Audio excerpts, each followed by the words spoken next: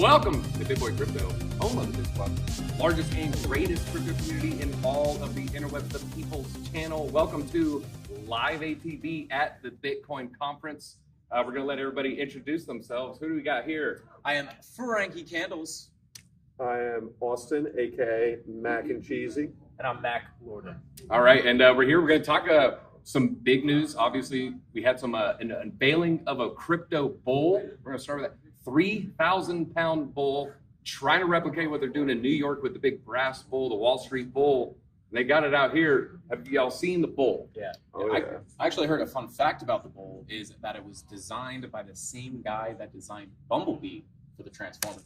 That's actually the most bullish indicator I've ever heard. Yeah, they didn't make it. It's not anatomically correct, but that's another subject for another day. So they're trying to make Bitcoin, the Miami hub. Austin, can Miami replicate what New York has done for a regular financial district, but for Bitcoin? I think one of the limiting factors there is that crypto is truly global, and crypto is location agnostic, whereas the traditional financial system, right, with New York City and the Wall Street, right, being from New York, right, you have to be on Wall Street for that to happen, right? And that's why there's so much energy in New York for the traditional financial system. But with crypto, it's going to be very hard to replicate because you can be anywhere, right? Yeah. So you don't have to be there. So I think they can make steps towards that, but you're seeing Austin, Texas, you're seeing Miami, you're seeing like Wyoming's trying to get in it, even New York's trying to get in on it, right? So places want to get in on it. London's trying to become a hub. So it's going to be hard. Let me ask you this. Can Miami, get that network effect where they pass Austin, where they pass Wyoming? I mean, who wants to move to Wyoming? Nothing against Wyoming. Do you even exist? We don't know. I've never been there. I don't know anyone who's been there. Charles Hoskinson, he supposedly lives there next to Kanye, but I don't know if that's true. I mean, can Miami, become that hub? More and more people go there. You got 9 friends living in one city, 3 friends living in another. You're going to probably live where you have 9 friends. Yeah. Can Miami do that? Is it too hot? Is it too humid? I mean, is it too busy? Is the traffic too bad? Can it compete with all the other cities? I disagree with you, Austin. I think Miami certainly has the potential to become at least North American, maybe all of Western Hemisphere hub. I think that the mayor, Francis Suarez, has done an amazing job attracting talent and intrigue and people from all across the world to come to this city. Yeah. So I think it's got a great shot. Also, North America is the largest market for Bitcoin mining. So I think that's another thing going, just in general for the United States.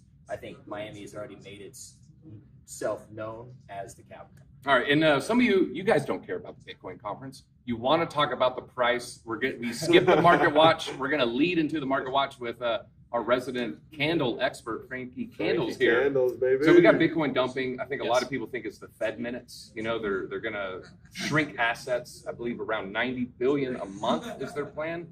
Was this in the charts? Was this the Fed minutes? Is this just the conference dump? Why do you think Bitcoin's crashing? Or not crashing, but going down lower? Yeah, we're definitely going down. I would say, a lot of people we were just talking about how, what conferences happened where the price hasn't dumped. I don't really, I keep that stuff in mind, but I kind of take that stuff with a grain of salt. Same thing with the Super Bowl, right? Everybody was expecting, buy the rumor, sell the news, or whatever they thought was going to pump. I didn't really see how that was going to happen, but it turned into like a kind of a big nothing burger, right? So why is Bitcoin down? Maybe it's the conference dump. The whales. Maybe the whales are dumping and they're selling the news, right, and just dumping the market on us. Technically, we do have market Cipher. You have the money flow coming down on the daily. We waited so long for a money flow crossover from the red to the green. And then we saw this breakout of an ascending triangle, very hard to talk about without a screen to show you. But we worked hard to get out of that ascending triangle, and now we have broken back inside. And ascending triangle.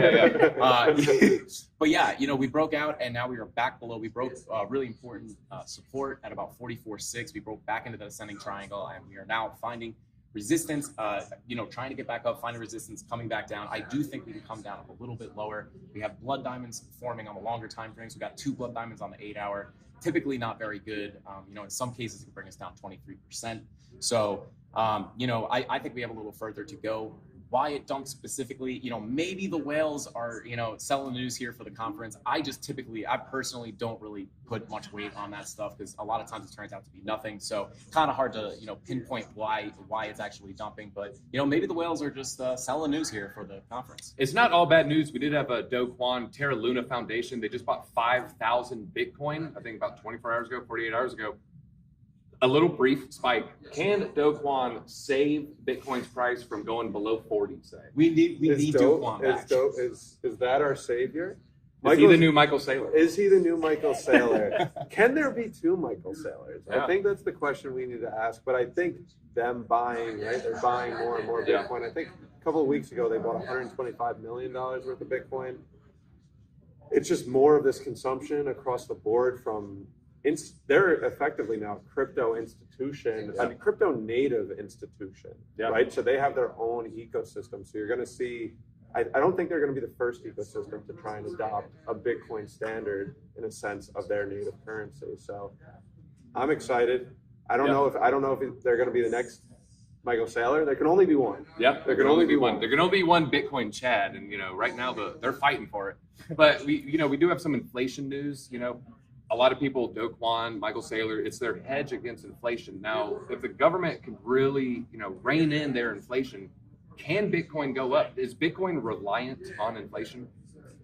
There's been a lot of arguments about that. There's been a lot of things that say that the tether FUD, that the abundance of tether is what's driving up the market. I think that if you always go back to the fact that it's a global market, there's always people going on, especially with Russia and Ukraine, that has proved to be a big boon for the Bitcoin price because, if traditional finance doesn't work, what option do people have if not for Bitcoin? Yeah. So I would reject that argument. I think certainly it helps if there is a inflationary environment where the stock market goes on the run and people are not getting the returns that they want anymore. The next big thing to take off is going to be crypto because it's easy money to get returns on. But I don't think that that's necessarily going to stop. I just think it might not have the speed that it did in summer of 2020. All right, well, kind of on that note, so we have inflation is curbed a little bit and the American markets slow down. Is Bitcoin too reliant on American purchasers, do you think? We are the mining capital of the world at this point. Right. Is America, have too much influence on the price? Bitcoin's worldwide. I don't know. Like Mr. Worldwide. Like okay. Mr. Worldwide. Hey, Pitbull. 305. We're in the 305. Someone said I look like Pitbull yesterday, so just coincidence.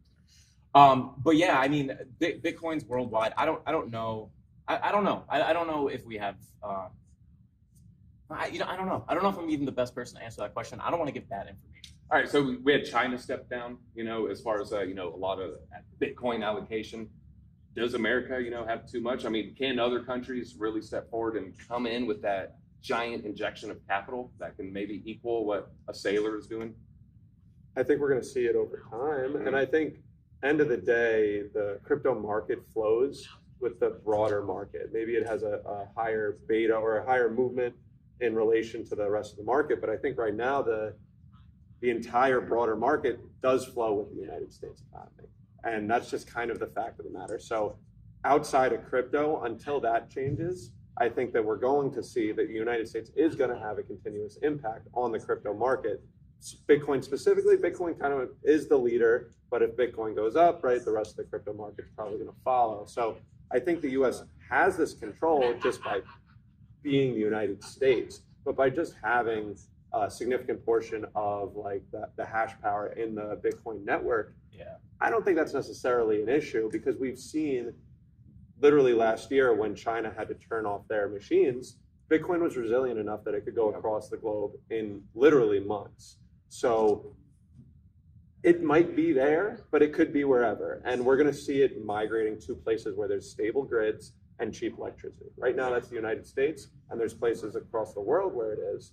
But that's kind of where we're going to see it. All right, well, you're bringing up the world real quick on that note before we run out of time here.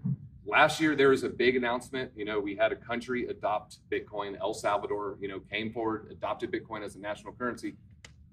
do we need another country to step in soon, perhaps even this week, to say, you know what, Bitcoin is now our currency? And if it doesn't happen, do you think people will be disappointed? You know, last year at this event was when El Salvador announced that they were accepting it. Yeah, and it was an epic moment. We were all sitting around a pizzeria and watching it live. I think that the second country, I think it'll be a series of dominoes. It's inevitable. I don't know who it's going to be. There's speculation that you had a guess. What's your guess? I don't know if I know this from an insider or if I've just seen it in the past, but I think Paraguay could be a juicy bet for that. I've also heard rumblings of a country in Africa. Okay, but we shall see. Hope for the best. I think the market's going to keep going up no matter what. All right, what's your country? What's your guess? Country? So I also remember exactly where I was when El Salvador got I didn't believe it at first. I didn't believe it at first either. And then we're standing there. They had the big announcement. They said it, and like I remember having goosebumps and just being like, "Oh my God, this is it!" And again, kind of a nothing burger as far as price action, right? So, I don't really have my hopes up that much for this, but I was thinking as you guys were saying, Paraguay, Brazil, maybe. But what country is going to be impactful enough to actually move the price? All right. Well, on that, what's the first impactful country do you think it would be? It's hard to say. What about our neighbor south of the border? Do you think that's a possibility? I'd like to see it. Yeah. I'd like to see it. I'd like to see it. Like, I don't think something in like the EU would happen, but like if we saw a country go that way, like a true powerful country, like El Salvador, right? They're a small country. In terms of, their GDP it's like the 50th state, 49th state as far as state GDPs. Well, you also kind of need a place that has some level of hyperinflation and that wants to kind of throw off the yoke of American imperialism. Yeah. So I actually thought Russia by now would at least come out. Before all this, I thought they would have been buying it the whole time just because they don't want to be dependent on U.S. dollar as foreign currency. All right, final question, Frankie. If Russia adopts it, are you opening a long? 200x. 200x. Right. And on that note, that is all we got time for. Thanks for this abridged short version of ATB. Big shout out to our guests for coming forward. We're trying to wrangle people. Everyone's trying to have fun. And you know what? They came through. So let's just say we're all winners. Bitcoin's a winner. Where can they find your channel? Yes, you can follow me on YouTube at Frankie Candles or at Frankie_Candles on all socials. You can follow me at MacNCheeasy on YouTube, The Incubator. And me, Mac Lorden, on TikTok. All right, that's all we got.